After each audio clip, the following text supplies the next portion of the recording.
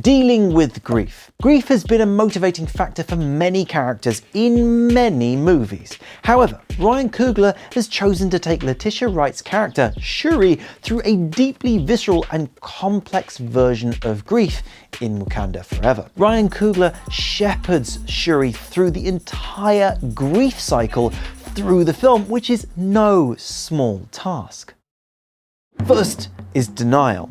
Unable to approach her emotions, she submerges herself in her work, and when faced with thinking about her grief, she talks about burning the world. This both shows some anger, but also the core of denial, which is stopping yourself from feeling by diverting your attention away from what's really the source of the pain.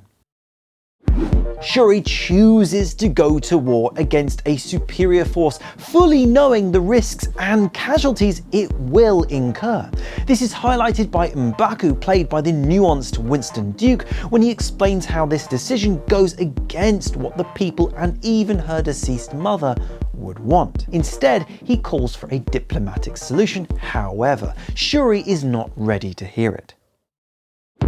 When we meet the spirits during her transformation into the Black Panther, she's met with a spirit that embodies her truest desires. Here, she is given the permission to focus her grief on the man who killed her mother. This moral bargaining is nicely revealed later when we see her true desires revealed in some fabulous non-linear storytelling. This is then embodied when she is faced with choosing which Black Panther suit design she will use. She chooses a design far closer to the style of the vengeful Black Panther played by Michael B. Jordan in the original movie, rather than that of her brother's less ostentatious design. This is an emblematic choice, but one that ensures we understand her current mindset.